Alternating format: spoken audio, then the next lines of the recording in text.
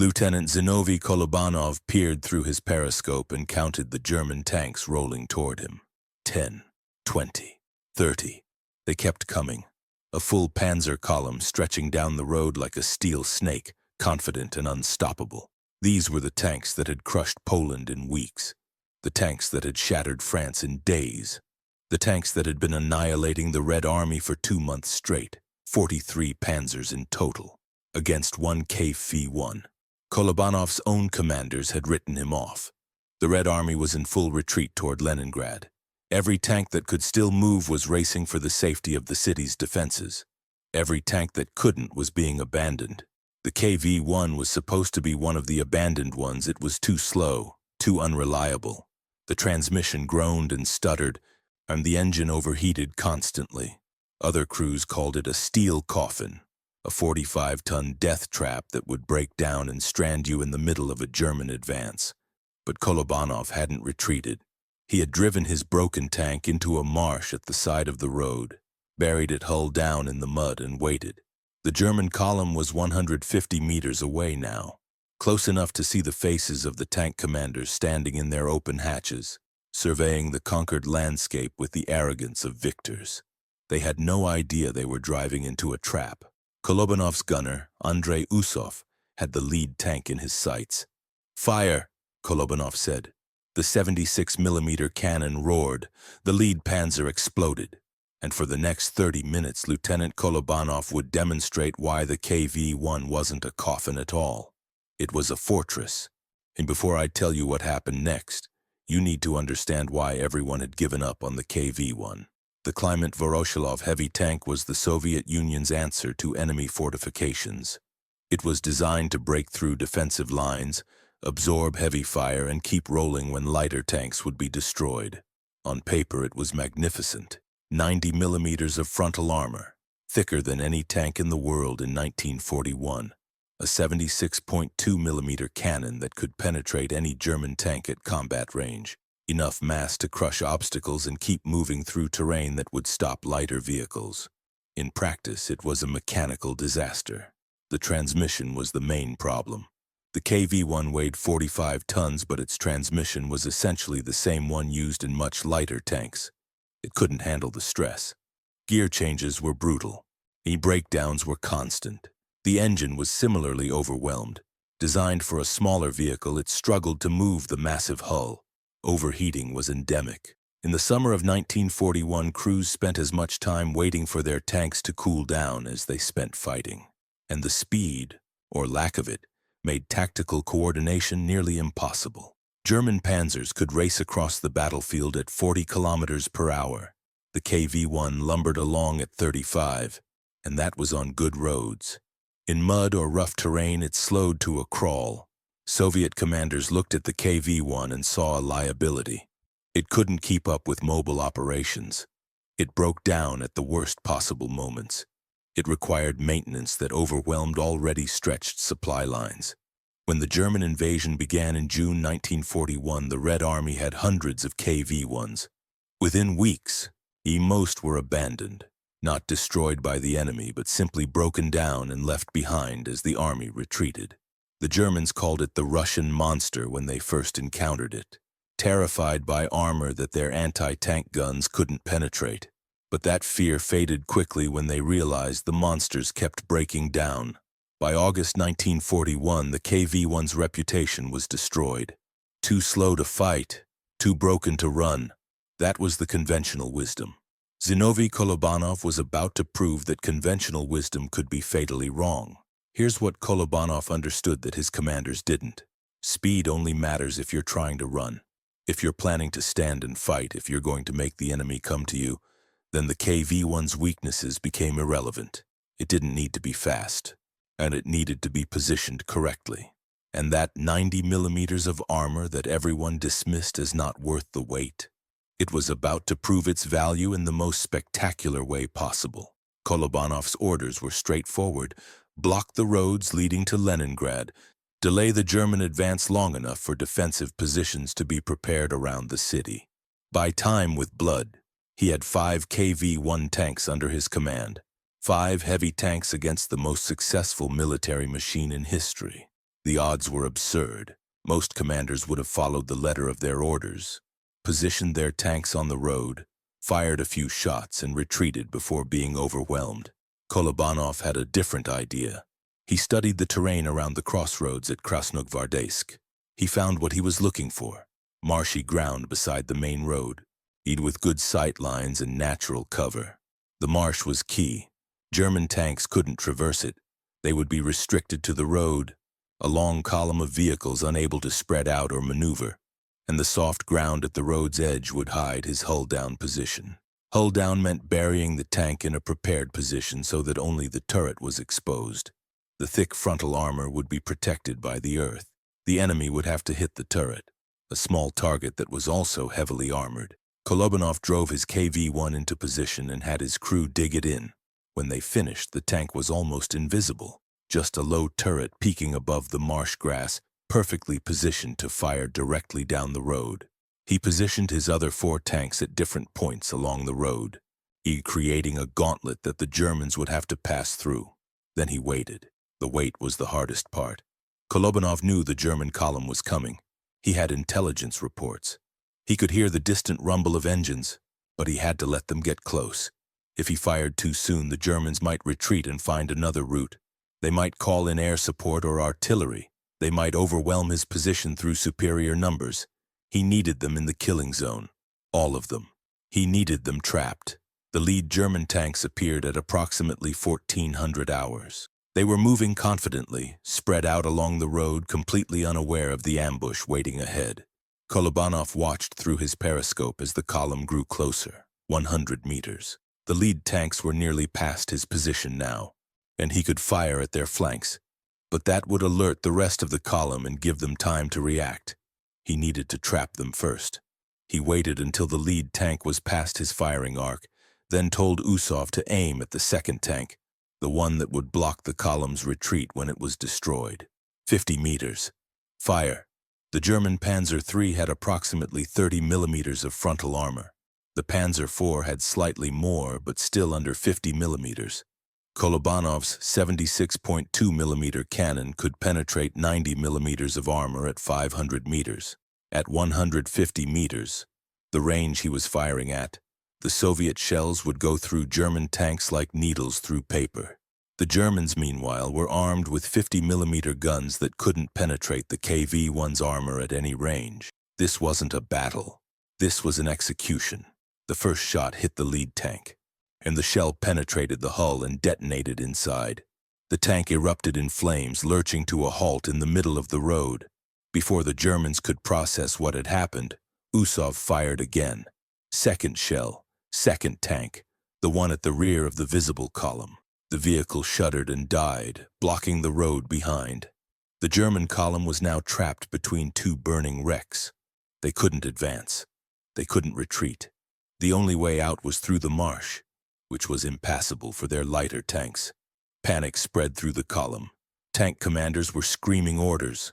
Vehicles tried to turn around on the narrow road, crashing into each other. Some tanks tried to push the burning wrecks aside, only to expose themselves to Kolobanov's gun. Usov worked with mechanical precision. Fire, reload, and the 76 millimeter cannon had a rate of fire of about 12 rounds per minute in the hands of a well-trained crew. Usov was better than well-trained. He was one of the best gunners in the Red Army. Every shot was a hit. Every hit was a kill. The German tanks tried to fight back. They identified the muzzle flash from Kolobanov's position and began firing at the concealed KV-1. Shells slammed into the turret and hull. The impacts rang through the tank like hammer blows, deafening the crew. The armor held. 30 millimeter shells bounced off the 90 millimeter frontal plate. 50 millimeter shells from the Panzer IV's main gun struck at angles and ricocheted into the marsh. The Germans were hitting Kolobanov again and again, and nothing was penetrating. Inside the KV-1, the crew kept working. Shell after shell, kill after kill, and the road was becoming an inferno.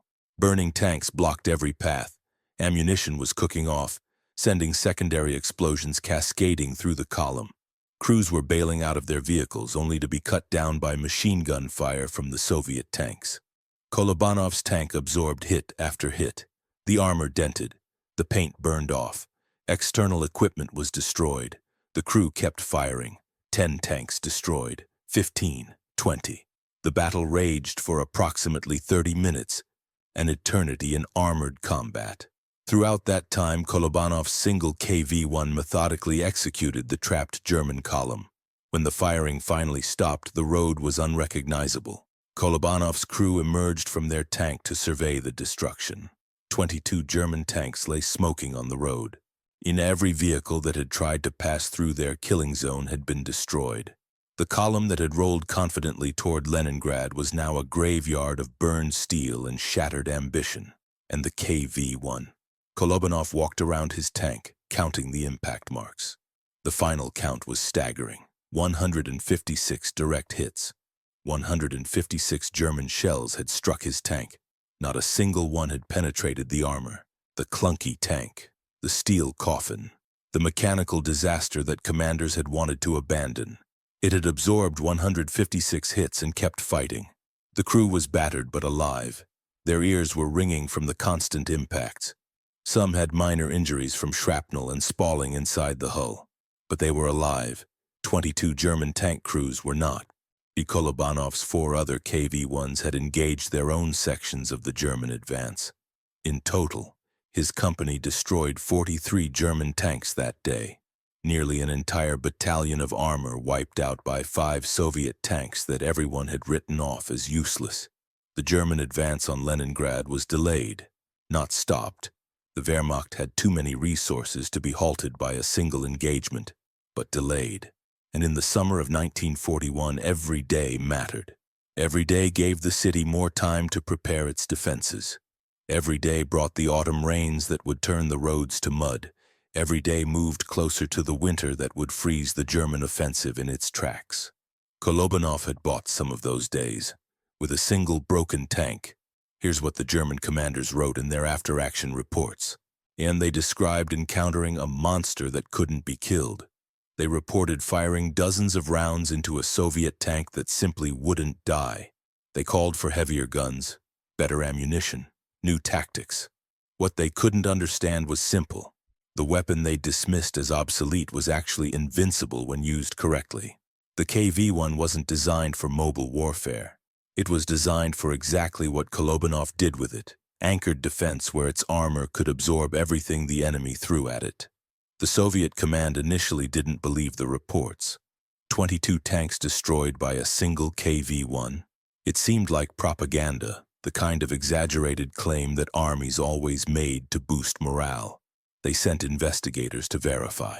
The investigators counted the wrecks. They examined Kolobanov's tank, documenting the 156 impacts.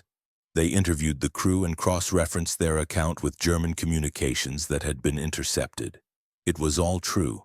Kolobanov was recommended for the Hero of the Soviet Union, the nation's highest military honor. The recommendation was approved, then mysteriously delayed. Political complications. Kolobanov had been captured briefly during the earlier winter war with Finland, which created ideological suspicion, prevented the award from being granted during the war. He received the Order of the Red Banner instead. A significant honor, but not the recognition his actions deserved. His gunner, Andrei Usov, who had placed every lethal shot with such precision, was also decorated. The crew became minor celebrities within the Red Army, and their story spread as an example of what Soviet soldiers could achieve against the German invaders. But the larger lesson was often missed. The KV-1 wasn't actually a bad tank. It was a specialized weapon that had been misused. When deployed in the right situation, hull down, anchored, maximizing its armor advantage, it was virtually unstoppable. The problem was that Soviet commanders kept trying to use it for mobile warfare, which emphasized all its weaknesses while negating its strengths. Kolobanov understood the tank he was commanding. He knew what it could do and what it couldn't do. He positioned it to do what it did best. And 22 German tank crews paid the price for their commander's failure to understand what they were facing. The Battle of Krasnogvardeysk became one of the most celebrated tank actions of the Eastern Front, but its lessons extended beyond that single engagement. The KV-1 served throughout the war, eventually being replaced by the heavier IS-2 series. The principle of heavy tanks providing anchored defense remained central to Soviet doctrine. More importantly, the engagement demonstrated a fundamental truth about warfare.